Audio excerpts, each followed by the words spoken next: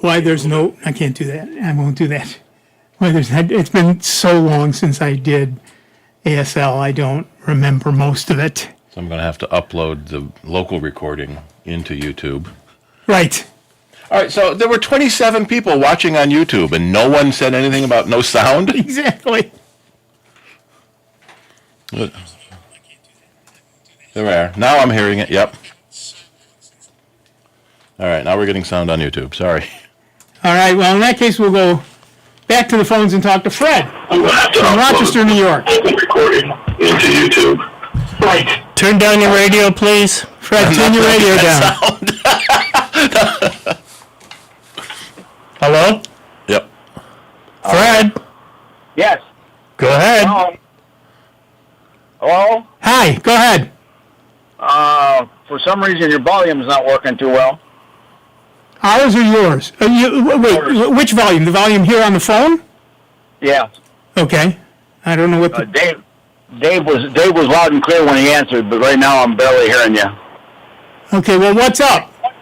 Okay, so I've been watching you on YouTube and listening to you on the Jazz Station app, but I was calling in to tell you that very same thing. Okay. But you got that covered now because it just almost blasted me into the next room. Yeah, you turned it up because you thought it was too low, and now it's too loud. Yeah, and all of a sudden it clicked in. So I have two desktop computers. One of them it came with Windows 11, and I use that for two applications only. They're both related to my work.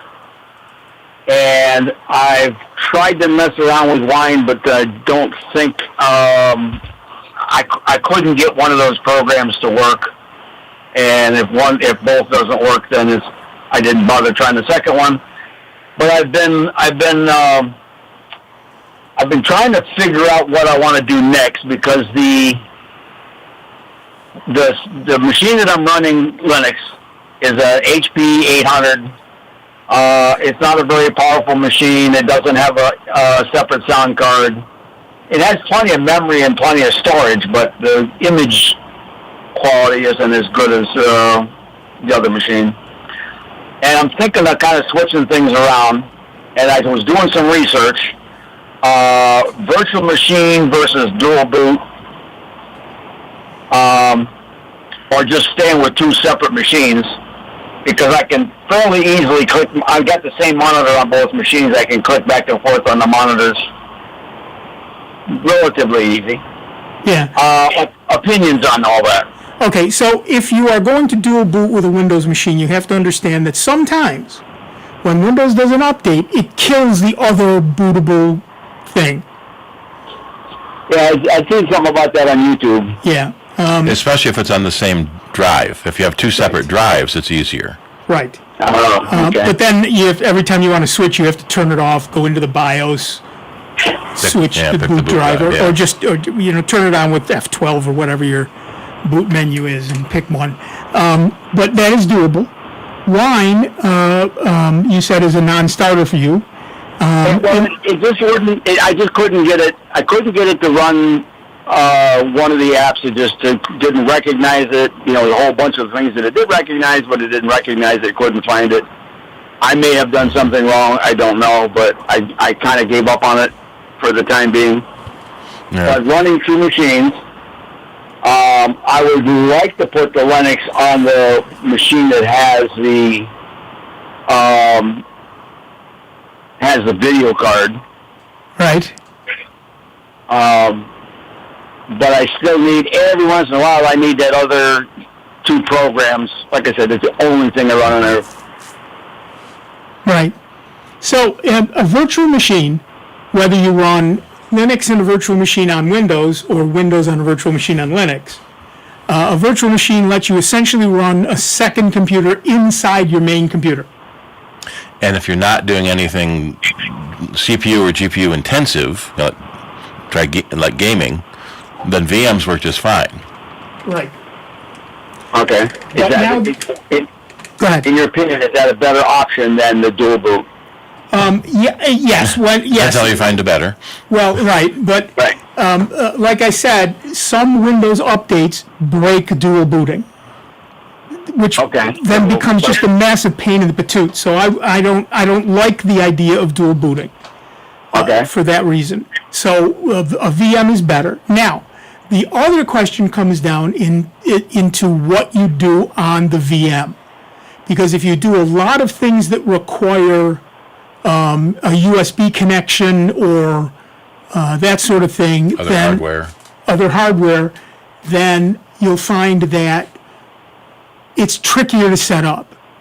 So let's say that the software you have to run on Windows requires some other device that's plugged into the machine. It's better to run that natively and run Linux on a VM. But if it doesn't, it doesn't matter which you do. Okay. However, let me go on. Since you've already got Windows 11 running on that machine, it's far easier to put Linux into a VM than it is to uninstall Windows, install Linux, install the VM, install Windows 11 in there, and then convince Microsoft that it's okay that you're running it that way. Right. So yeah, makes sense. Yeah, Windows, just in terms of how easy it is to do everything, and then depending on how much RAM you have and what your CPU is, you can certainly give Linux enough to run it comfortably. So, for example, if you've got a machine with 8 cores, you can give 2 or 4 of them to the virtual machine. And if you've got 32 gig of RAM, say, you can give 8 gig to the virtual machine, or 16 gig of RAM, you can give 8 gig to the virtual machine. And it only needs it when that VM is running. Right. So if you really have to do something intensive under Windows, shut down the VM. Yeah, that's the downside of a VM, is you're running 2 computers. Right. On the same hardware, so each one is going to be a little slower than it would be on a dual boot. Okay. But it's more convenient than a dual boot because you don't have to reboot. Right. And again, as Steve said, if you have to do something super intensive, shut down the VM, do the intensive thing, start your VM up again. Okay, yeah. What I'm hearing and what I'm taking in as maybe my best option is to upgrade the HP machine to one that has a better video.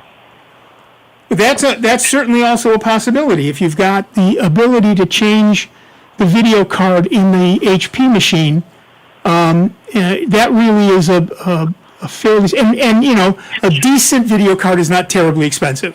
Mm-hmm. I mean, if unless you're looking to play games at 8K, 75 frames, 120 frames a second, a decent video card is not terribly expensive. No, I'm not.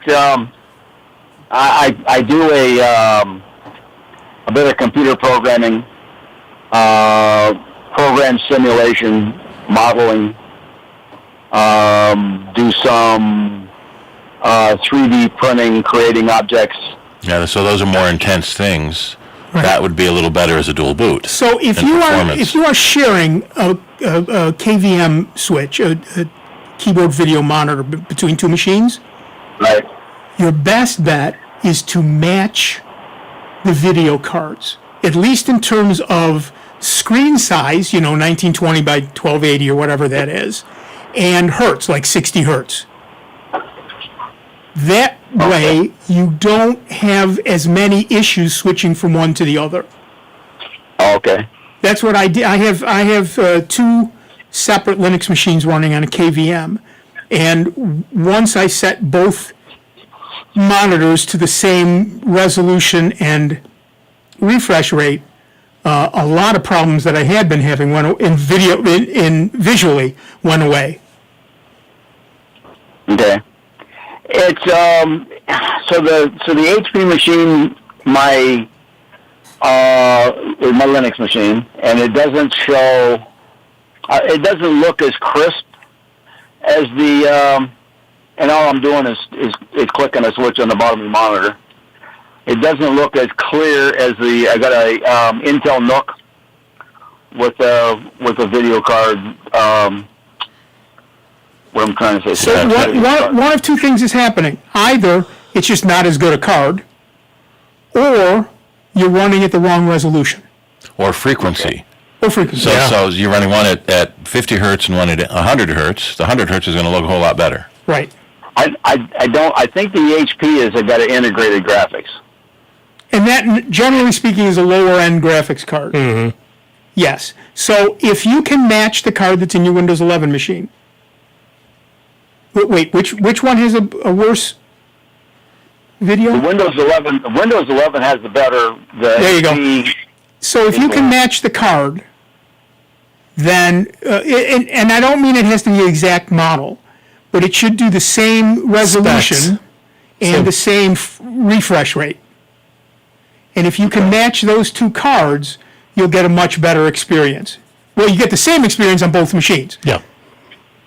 So the HP is a mini, HP 800. Yeah, but yes, okay, but what you that can do doesn't- is yeah. you go in and look at the settings for that display, and it will tell you what the resolution is and what the refresh rate is. Then you can buy a card for the Linux machine that matches those specs. And has the same amount of memory. Right, that's less important, but yeah, Still. still not a bad idea. But the two, How would I know that I can even put a video card, add a video card to the HP machine? is it a desktop or a laptop? It's a desktop.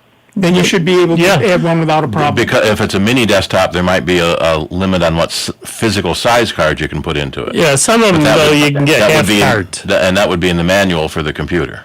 Yep. Okay. What kind of slots it has. PCIe is common, but 16 lane, 24 lane. Right. No one. So many computers have everything built in anymore. Not many people add cards these days. Right. Right. Yeah. But really, the two most important things to match are the resolution, for example, 1920 by 1280 or whatever it is, and the frequency, the refresh rate, which would be 60 hertz or 70 hertz or 75 hertz or 120 hertz or whatever it is. Right. Okay. Matching the frequency. Right. Okay. So, They probably call it refresh rate. Probably. and that would be information would be in the settings. That would be in the settings on the Windows machine. That'll tell you what that one is already running at. And then compare that to the manual for the monitor to see what the monitor is capable of. Right. And then on the Linux machine, you may not have to buy a new machine. You just may be running it at the wrong resolution or refresh rate. And you should, That would be in the machine setting. and that would be in the machine settings on the Linux machine. Oh, okay. So- I'll have to do some digging. Right. So you want to check the display settings on the Windows machine and write those down, and then see if you can match them on the Linux machine. If you can't, if you can, you're done. If you can't, then you need to buy a video card that matches the specs that you got from the Windows machine. So I go online and buy a video card. How do I know it'll fit that machine? Well, that's what Steve said. You got to check the manual to see Yeah. what kind of cards and what size and et cetera, et cetera. What version of the motherboard do you have? What's the manual? Yeah. So you go online to HP's website and download the specification sheet. Yeah. Right, and you can. I don't know if HP does that. I found there's like 27 HP 800s. So you got to look up your specific model number of your specific HP 800. Right. So once you have your model number, which should be on it, you should be able to go there and download drivers or manuals or. I mean, he might even be able to look at the. A lot of the motherboards had model numbers and that silk screened on them, and you can do a search that way. That then will show you the layout of that particular board and what slots they have available for video. Right. In fact, you might be able to go, and this is what I did with a couple of the old machines I had. You get the model number off the back of the machine, and then you just type in that model number space manual, and it generally will bring up an HP website that has that manual to download. You may even want to check the connection to the monitors. So say one monitor is VGA, one monitor is HDMI. The HDMI one would look better because it's a digital signal, not an analog signal. Yep. Right. Yeah, they're both identical cables. Okay. Then I would start with getting the specs from the Windows machine and seeing if you can match those specs on the Linux machine. Okay, that's a good start. Yeah, I would start there and then go on to finding a card that matches those specs to put into the HP. Mm-hmm. The other problem I created for myself is I've got a lot of stuff packed into a very small desk space. Yeah, well, welcome to that club. Yeah, I got the power backup. I've got the router. I've got all of that is in monitor and 2 computers, and all that is in a 36-inch wide space. Yeah. No, I get it, but this is so you may not have to change anything externally. If you can do everything through software, you win. Yeah, absolutely. Yeah. So start there, okay? All right, I'll have to start digging. Thanks a lot, guys. All right, good luck, Fred. All right, bye. Yep. Yeah, generally speaking, if you only have one machine, the specs are the specs. But when you use a KVM, a keyboard video mouse connector system that lets you switch between 2 different machines, now you really want to match the specs as much as possible. It also saves wear and tear on the monitor, by the way. It doesn't have to do a lot of switching. But also then it just means that switch happens easily to your eyes, easy on your eyes. And a lot of monitors these days have multiple inputs. So you could use 2 computers with one monitor and use the video switch built in Yeah, that to the doesn't monitor. do a keyboard and mouse. Doesn't do keyboard or mouse, though, yeah. Right. So I have a KVM switch between my 2 Linux machines. They are running the same resolution and the same refresh rate. But there is a 5-second delay that's built in. And I don't know why. But when I push the button on the KVM, it takes 5 seconds. And it says so right in the manual. There's a 5-second delay. We had a customer that had a Okay. super high-end monitor. No, go ahead. That's the end. All right, we're going to take a quick break. And thankfully, we're going to have to listen to Steve's story. Sorry. We're going to take a quick break. We'll be back in just a couple of minutes with Dave Enright, Steve Ray, me, Nick Francesco, and you. It's 29 minutes after the hour. You are listening to the longest-running computer show in the known universe. That would be Soundbites, right here on the truly great and truly we are grateful to you that we continue to be member-supported Jazz 90.1. We'll see you in just a few.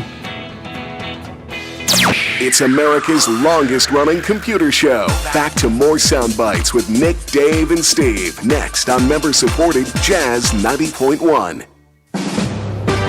NBC News Radio, I'm Lisa Carton. The federal government is now back up and running, but you can still expect some delays and cancellations at airports this weekend. The FAA began partially lifting its flight reduction order at 40 major airports this morning. Still, travel experts say it will take airlines between 36 to 72 hours to get planes and their crews back on schedule. That 6% flight cut is going to stay in place till at least Monday or Tuesday. Travel expert Peter Greenberg says some restrictions will remain in place for the time being. President Trump is again pushing back on claims that he was close to convicted sex offender Jeffrey Epstein. Trump told reporters Friday night that the whole thing is a Democratic hoax and that if his political opponents had anything incriminating, they would have used it before last year's elections. And Southern California is bracing for heavy rain today with millions now under a flood watch. Lisa Carton, NBC News Radio. Does this sound familiar? You brush your hand over your plants and a cloud of white fly-like insects disperse in the air. It's not a good thing. Hi, I'm Melinda Myers, horticulturist and gardening expert. These insects, known as whiteflies, suck plant juices, often causing stunted growth, as well as yellow and brown leaves as they secrete a clear, sticky substance. Most healthy outdoor plants with good growing conditions can tolerate their feeding, and fortunately, our cold winters do kill them. The real problem occurs when they move indoors. They often hitch a ride with tropicals or annuals that get moved indoors for winter, or we inadvertently bring them in with newly purchased holiday and houseplants. Use homemade or commercial yellow sticky traps to reduce the population. This may be enough to keep plants growing until they're moved back outdoors next summer. Horticulture and neem oil are organic control options. Read and follow label directions carefully. You don't want to cause more damage with the cure than the pest itself. Check out our website for this and other gardening tips. Jazz 90.1 is supported by its members and by Kodak Center, presenting A Peter White Christmas featuring Mindy Abair and Vincent Ingala. Tuesday, December 2nd, 7:30 p.m.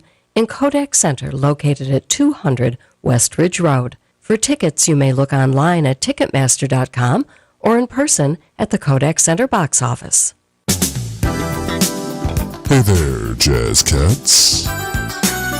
This is Kyle Jamieson, your host for The Breeze Network, a 3-hour program that explores the world of retro and contemporary jazz, fusion, soul, and much more. I invite you to join me on Saturday nights at 11 p.m., where we'll enjoy the cool and refreshing sounds of timeless classics and rare gems from my archives. Here on Rochester's Jazz 90.1. I'll see you there.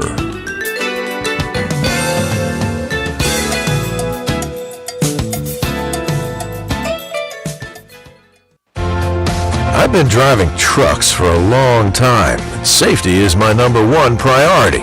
I know that my truck has huge blind spots. That's why I remember to check my mirrors often for smaller vehicles. Everyone can help keep our roads safe. Next time you're behind the wheel, try to avoid lingering in those blind spots. It can be dangerous. Let's all plan to share the road safely. Learn how at www.sharetheroadsafely.gov. Hi, I'm Dr. Anita Chandra with today's tip for kids from the American Academy of Pediatrics. As a parent, you are your child's first teacher. Like all students, kids will make mistakes. Your goal is to encourage the behavior you want to see, set clear expectations, reward good behavior, and withdraw privileges when needed. What doesn't work is spanking. It only increases the risk your child will be aggressive. For more strategies on child behavior, talk with your pediatrician or visit healthychildren.org. And now your Jazz 90.1 weather. Your Saturday starts cloudy and certainly ends with showers. There could even be a thunderstorm in the mix as well. It will be on the breezy side, and it will be on the mild side too, with high temperatures in the upper 50s. For tonight, plan on a stiff breeze, showers, dropping temperatures into the upper 30s. Never gets much beyond the upper 30s to near 40 on Sunday, with scattered lake effect showers of rain and wet snow with wind gusts close to 40 miles per hour. I'm meteorologist Josh Nichols for Jazz 90.1. And right now it's 46 degrees out at the airport and 46 degrees here with cloudy skies at member-supported Jazz 90.1.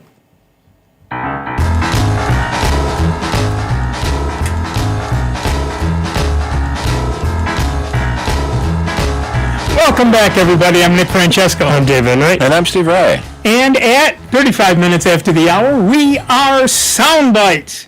And you can give us a call at 585-966-JAZZ. That's 966-5299. Or toll free at 1-800-790-0415. Yeah, we were just talking during the break about KVM switches and all of those cool things. And I'll tell you what, that's old school. That really is old school stuff. But what a KVM switch does is allow you to connect more than one computer to your... What the heck is going on here, do we think? Okay. All right, I'm not going to do that then. Thank you. We're going to go instead, we're going to go back to the phones. And we are going to talk to Dennis from Rochester, New York. What's up, Dennis? Well, I've been listening to your show, and I took a look at my Windows 11 PC, and it says 23H2, and so I downloaded the Microsoft installation assistant, and now it says this PC does not meet Windows 11 requirements. My processor isn't, because of my processor, which is a AMD Ryzen 7 1700 8-core processor. All right, so what do I do? What do I do now? Well, the thing is, you downloaded the wrong thing. So you don't need the installer. You just need to run an update. So, Well, I tried to do updates, and it says my system is up to date. It is possible, because Microsoft changed the requirements for Windows 11, that you can run an early Windows 11, but you cannot run a later Windows 11. Okay. And it says your CPU is the problem? Yes. That's It's got hard to change. green check marks for this PC supports secure boot, supports TPM 2.0. There's at least 4 gigs of memory because I have 16. But then it says the processor has a red thing saying the processor, the Ryzen The X2? 7. Oh, it's a Ryzen, it's not an Intel? No, you're right. It's AMD Ryzen 7, and it's a 1708 core processor, and I know it has 16 threads. Yeah. Yeah, Steve could be right. The Ryzen processor may not handle that. So I need to go somewhere and look for a list of what are acceptable processors. Yeah, we're frantically looking that up ourselves at the moment. Ryzen 7200 you have? 1700. 1700, okay. 1700 Windows 11. There we go. List of approved CPUs. Oh, it's huge. Windows. Yeah, 11. the AMD Ryzen 7 1700 is not officially supported for Windows 11. So I'm not sure quite how you... So you got to stick with Windows 10. No, he's on Windows 11 now. The early Windows 11 supported it, but the later ones don't. Oh, I didn't hear that part. Yeah, how do I get to the list of approved processors? What do I... I Googled Microsoft Windows 11 approved processors. Ah, okay. That's easy. That sounds easy. So that's my solution is I just have to get not just, So but I have to change the processor. Yeah. What version are you on now, did you say? 22H2? 23H2. 23H2. Right, and as I said earlier, that is now no longer supported. Right. Yeah, so yours is, I think, a first generation Ryzen processor, and Microsoft only supports second generation and newer. It's nonsense, but sure. Like we said, it's their computer, not yours, so they can do what they want. So yeah, so 25H2 Intel Ryzen Pro 3000 series or later. AI Max series or later. 10 series or later. So are you running a desktop or a laptop? Desktop. Then you might be able to change the processor. Depends on what motherboard you have as to what processors it will take. And only your manual can tell you that, or you can crack open the case and find a model number and serial number on the motherboard itself, and then look up the specs for that online. Yeah, I have a thing that I downloaded previously from Hewlett Packard, and it does list all the processors that it will accept. So I'll take a look on that. But what specific generation? It has to be Generation 3 Ryzen if I'm going to put a Ryzen in there? Yep, second generation or newer. Yeah, Okay. their list just says what series it is. It doesn't say what generation. I'm assuming 3000 series would be third generation? Yeah, it would be. Yeah. And if you have a 1700 series, that's first generation. Ah, okay. Okay. I'll look and see what my paperwork says for what other processors this machine will accept and go from there, I guess. So then what you want to do is once you know which ones it will take, then you need to go online and see what the prices are. And then before you commit to buying one, go to that list of approved actual real processors and see if it's on that list. Or, since it's coming up Christmas, there's going to be a lot of great deals out there right now, Biden, to get your bucks that you might want to also do some shopping online to see what other newer system you might be able to get. You know, more. It'll come usually with more memory, bigger hard drive, faster processor, and save you all this frustration. And then you could take that box that you currently have and turn it into a Linux box. Oh, that sounds like a possibility too. Okay. Have double the fun. Luckily, you've got some choices now. Yep. So I know what to do now. Thank you very much. All right. Good luck. I don't think we've talked about that before, that your device used to be Windows 11 compatible, and now it's not because they Right. changed Microsoft something. keeps moving the goalposts. Yeah. You know, they look. I'll beat the dead horse.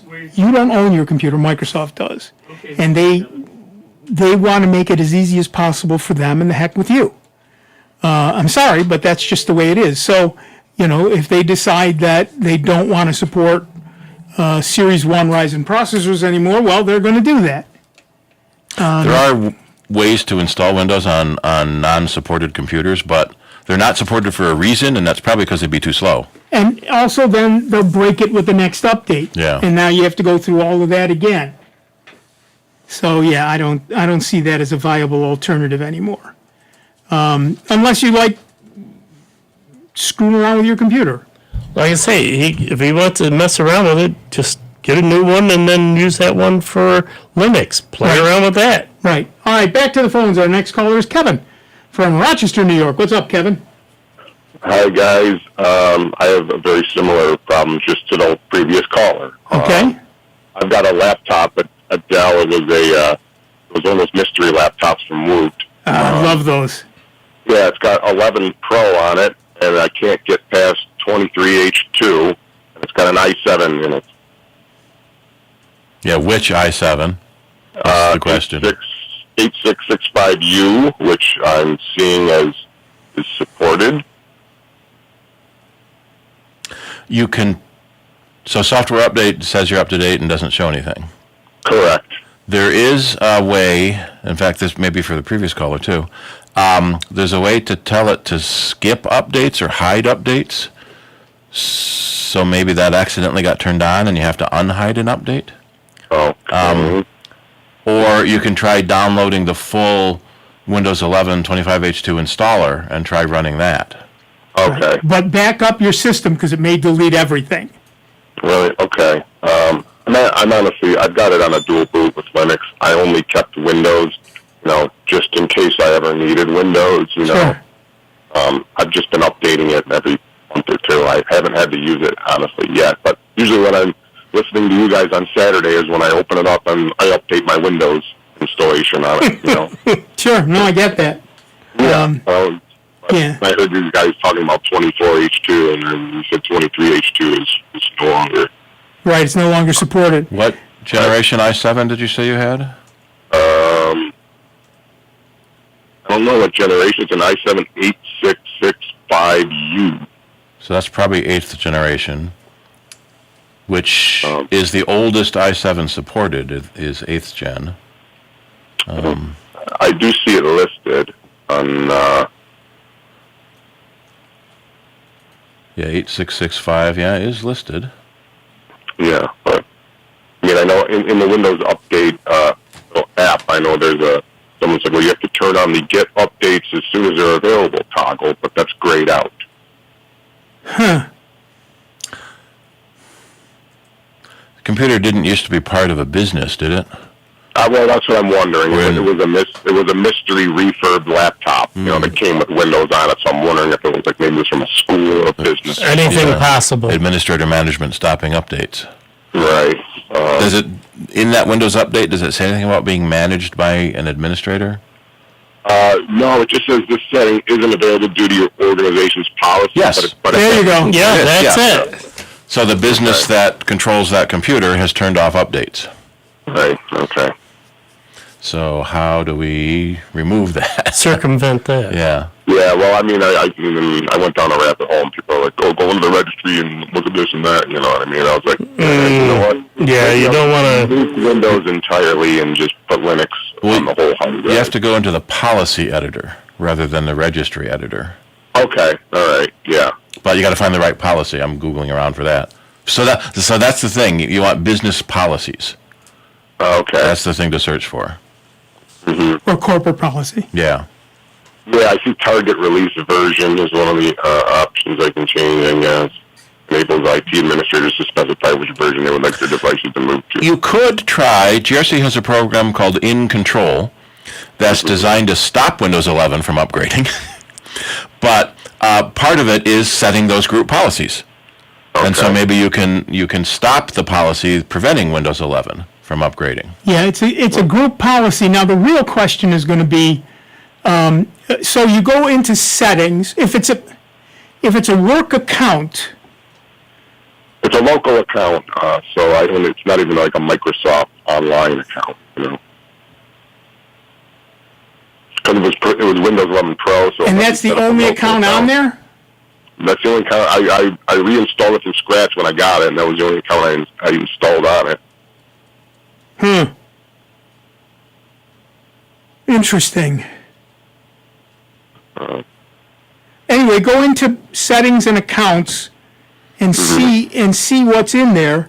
If there is an account that isn't yours, see if you can get into it, and there might be under settings accounts there should be a choice of access, work, or school, and if there are any, disconnect them. Okay. I don't see any list. It just says connect. I don't see any listed to disconnect. All right. So then it's oh dear. Then if you installed it from scratch, there shouldn't even be a. Did you erase the drive, or did you just install Windows on top of what was already there? I'm pretty sure I erased it because I ended up installing a dual boot with Linux and the Windows that it came with. That should have deleted it. Although Apple goes by the serial number of the computer in the first thing it checks on the internet. We've ended up getting some brand new machines from distribution that have been tied to someone else's management console. Oh wow! So someone was going to buy that computer and didn't, but it already got managed.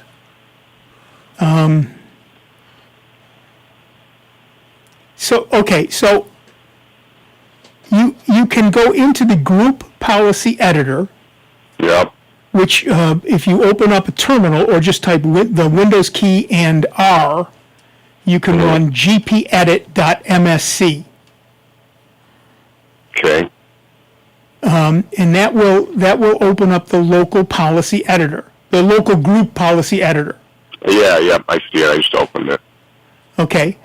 Then in there, if you go to computer configuration, I hope you're writing this down. Administrative. I'll go back and listen to you guys. Okay. Computer configuration, administrative templates. Yep. Windows components. Windows Update. Then manage updates offered from Windows Update. You should find a policy that says something like select the target feature update version or defer Windows feature updates. Okay. Then if there are any configured policies, double-click on them and change them to not configure. Okay, yeah, all the ones that show up under that not configured. Once you've done that, save all that, get out of that, then open a command prompt as administrator, right, and type gp update, all one word, space, /force. Okay. Then reboot your computer and check Windows Update again. Okay. Now, even if they all say not configured already, all those policies are. Well, it may be that nobody updated the group policy command, right? The GP update space /force. Sure. And then reboot and see if that managed by your organization message is gone. Okay. I'll try that. And ultimately, if that doesn't work, last chance, use the media creation tool to perform an in-place upgrade. Okay. Ooh, big lightning. I just posted a link on how to stop Windows Update in the group policy. So if you reverse those instructions, you can start Windows Update in group policy, which is basically what GRC's In Control does, which is a free utility I posted a link for also. So you can try that too. Then you may not have to mess with the group policy editor. Okay. All right. Well, I'll try all that stuff, and I'll let you guys know next week if it worked. Or Yeah, let us know. Yeah, it's not a big deal for me. If it doesn't work, I'll just nuke it and go all Linux. There you go. There you go. All right. Nuke it from orbit. It's the only way to be sure. It's the only way to be sure. All right, thanks. Thanks, guys. Bye. Thanks, Kevin. Yeah, there's... this is why I don't... Okay, never mind. Yeah. Never mind. No, you're... This is... Justification. I've avoided that. Well, there's management console tools for Linux too, right? There are management consoles for Linux, but they're a lot easier to manage, and nobody outside me has any control over my systems. Yep. Well, That's the big thing. There was a presentation at one of the hacker, like DEF CONs a couple years ago, where someone was able to demonstrate if you have a malicious MDM, you can install malware on a computer from the factory. Yes, you can. Yes, because there's a malicious person in the middle. Yeah. You know? Right. Malicious. Well, no, it's not man in the middle anymore. It's adversary in the middle. Right. So if someone malicious organizes your computer by the serial number or the MAC address, even before you get it, it can be infected. Right. Because someone had their hands in it first. Right. And that, rarely happens at the factory with a brand new machine, but certainly can happen, with a Woot thing. And that's one of the things that I don't worry about because I've said this before, I'm addicted to buying old computers on Woot. But the first thing I do is wipe out the drive and install Linux. There is no Windows on it. So I don't care who owned it before me. That's all done. So that's not a problem for me. Speaking of which, I just, I had a Raspberry Pi 4 in reserve. Keyword was had. Set it up. Because the software I was using and that I've been helped beta test, I had the file being served, out on a Google Drive. And it worked, but it was slow. Sure. So I said, the heck with that. Formatted my Raspberry Pi 4, put a 2 terabyte hard drive on it that I had sitting around, moved the file down to there, and shared it between the three computers. Yeah. What a difference. Going through 52,000 records. Yeah. Zero time. It sorts like a breeze. So, here's the conundrum. Yeah. If it's this good on a Raspberry Pi 4... Yep. Well, yes, it depends on how fast your machine is, how much RAM it has, how what fast it the might hard drive. do on a Raspberry Pi 5. You'll be finding out, I'm sure. Yep. Or even a 6. That's right. Yeah. But no. Somebody was talking about the Raspberry Pi 6 the other day. It's got to be in development already. Oh, yeah. The 5 is out. The 6 is in development. Yeah, 7's in development. 7's probably in the dream sheet. Yeah, late 2025, which is a now, or 2026. Probably going to be 2026 from what I'm hearing from the group that there's a group on ham radio that does all talking about Raspberry Pis and all that type of stuff. And the gentleman from England who is into beta testing and all that type of stuff has already said 7's on the board and 6, probably 6 realistically with everything else going on with the tariffs and all this other bull. It's probably going to be next year. Yeah. Well, right. I've said before, as much as I love my Raspberry Pis, I've become enamored of the NUC computers, the next unit of computing, the little mini PCs. Oh, yeah. Because you can buy those off of eBay. Like I said, I spent for $120 on one. i5 processor, 8 gig of RAM, and a 1 terabyte drive for $120. I can't get that in a Raspberry Pi. Uh-oh. Yeah. Comes network ready? it had every. I was convinced. I was utterly convinced it would not have. Do me a favor and send me the link. Yes, I was utterly convinced it would not have the NVMe in it, the terabyte drive, and I was still okay with that for $120. Because I'm thinking, I'd like to get something a little bit faster than the 4. Yep. Because I am doing between 3 different computers. That would be perfect. It had gigabit Ethernet on it.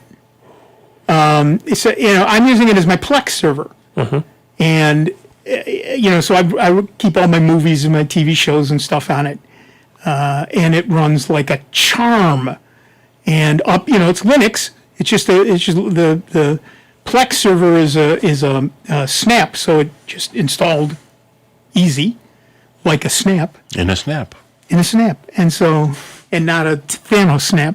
And so, I update it like I update all my other machines, which means I rarely have to reboot it or anything else. And it runs great. And like I said, it was $120, and I thought, even if it doesn't have any storage, I've got a 256 gig NVMe. Send me the link. Because this was a year ago. I don't know if they have any left. Hey, but they come up all the time. But they got to have others out there that. And it was Christmas time. I got it on eBay, and it was a reputable seller with lots and lots of hundreds and hundreds of 5-star reviews. So at least some of them had to be real. There you go. So anyway, that was all right. Thank you. All right.